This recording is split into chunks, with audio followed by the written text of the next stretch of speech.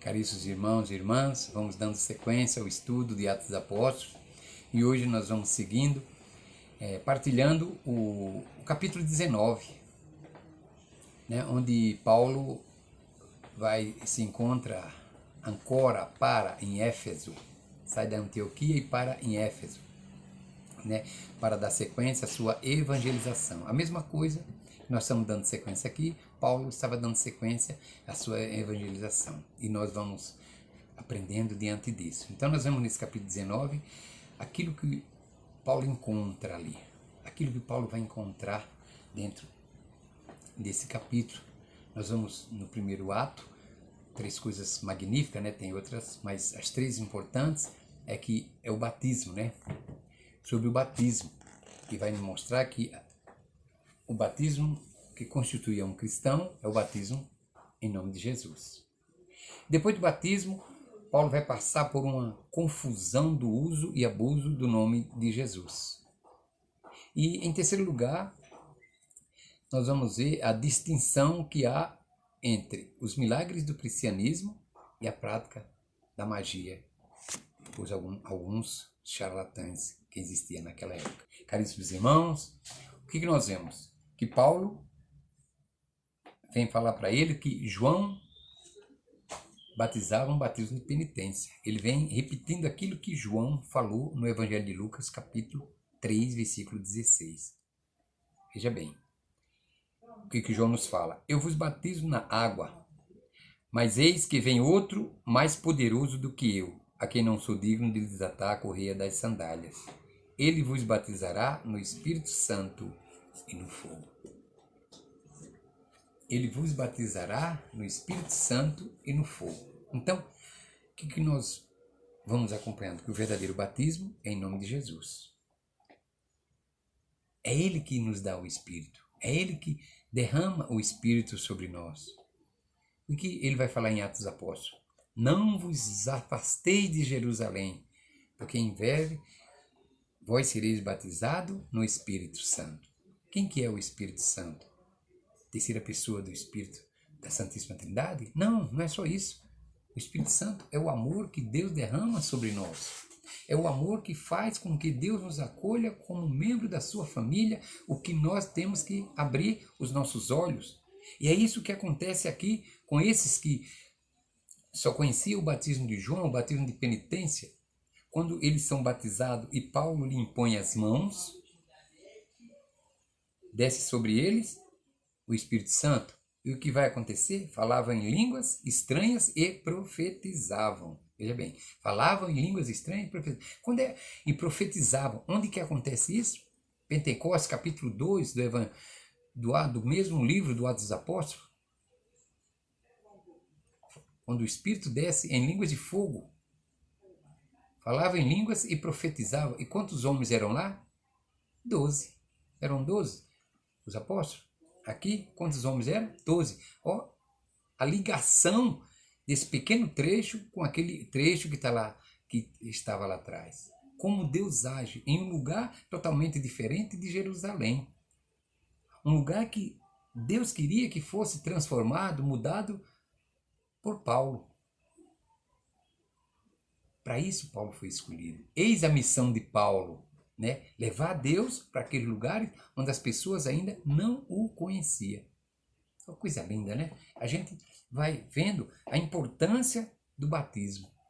A importância daquilo que vai nos transformando. Saber que o amor de Deus está sendo derramado sobre mim. Saber que Deus me ama. E eu sou amado por Deus. Santo Agostinho vai nos falar que tem a Trindade Santa, ela é constituída do amante, do amado e do amor. O amante é Deus, o amado, Jesus, e o amor, o Espírito. Então, o que a gente pode ver?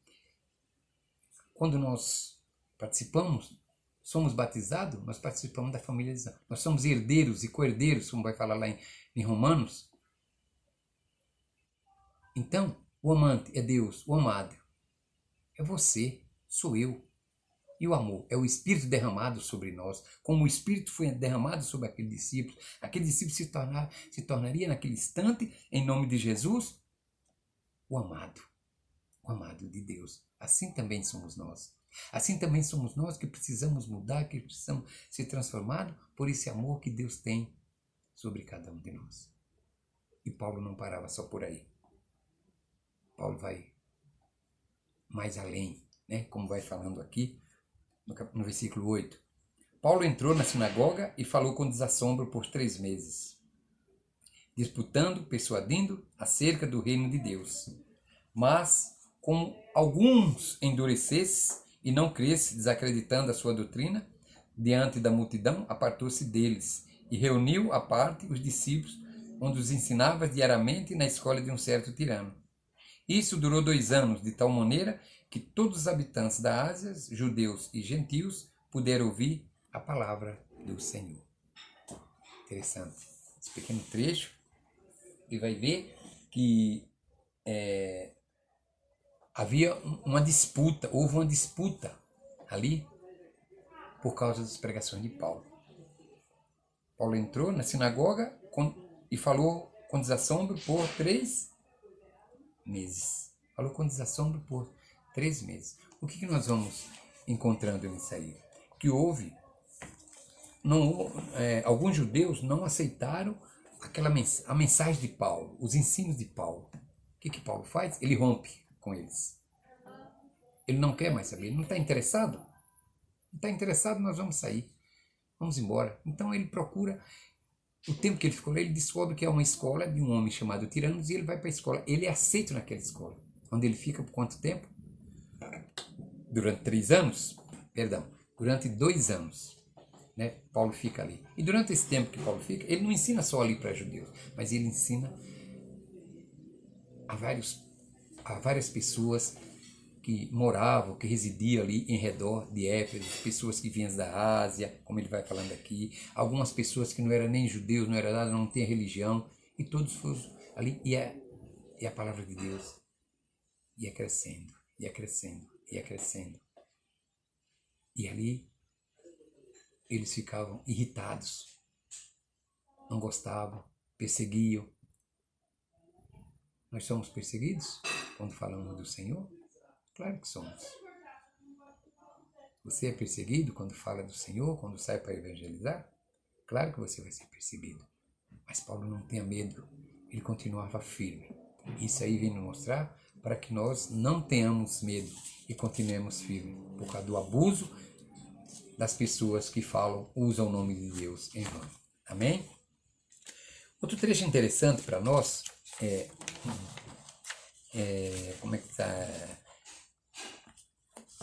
Os milagres que aconteciam através de Paulo com o poder de Deus. Deus agia através de Paulo, realizava milagres. Um pequeno pano que as pessoas tocavam em Paulo levava nos enfermos e tocava e as pessoas eram curadas, eram libertadas dos espíritos maus. Qual o poder de Deus? Que poder? Qual homem que tem esse poder de fazer isso? Paulo era assim, usado, era um instrumento de Deus fortemente sobre isso. Mas o que aparece? Judeus de justiça, charlatões, e queriam fazer a mesma coisa que Paulo, usando o nome de Jesus e o nome de Paulo, achando que as pessoas poderiam acreditar, muitos acreditavam neles antes, mas a partir daquele momento, eles são derrubados, porque o próprio demônio derruba. O que o demônio vai falar? O que o mal vai falar através de um possesso? Conheço Jesus e sei quem é Paulo. Mas vós quem sois? Conheço Jesus e sei quem é Paulo. Conhecia Jesus e sabia que era o Filho de Deus. Paulo era o instrumento de Deus. E vós quem sois? Vós sois instrumento de Deus? Nunca te vi. Você não conhece a Deus. Você não caminha, não caminha naquilo que Deus mostra, naquilo que Deus fala. Você não é um cristão forte. E o possesso vai em cima e consegue, expulsar dali alguns daqueles charlatões. Essa notícia foi divulgada fortemente. Tanto que alguns cristãos, mesmo pessoas que já caminhavam ali na doutrina e se envolvia com essa prática exorcista, errada, se arrependeram, vieram, né, juntaram seus escritos, seus livros, das quais eles faziam isso, trouxeram diante de Paulo, jogaram tudo e queimaram tudo fora, se arrependeram daquilo que tinha feito e voltaram para o Senhor, para caminhar conforme Paulo pregava. Gente, isso é muito importante, né? Por isso que a importância de se pregar o que é verdadeiro, o que é real, e não procurar, veja bem, e não procurar aquilo que é torto. Mostrar para os nossos irmãos qual que é o caminho correto, qual que é o caminho certo. Essa é a diferença. Com isso, a gente consegue vencer as dificuldades, a gente consegue vencer aquilo que está errado. Ser batizado em nome de Jesus, ser ungido pelo Espírito, levar o amor do Senhor para aqueles que precisam e não praticar essas práticas que é abominável a Deus. Amém? Louvado seja nosso Senhor Jesus Cristo, para sempre seja louvado. Que Deus abençoe a todos.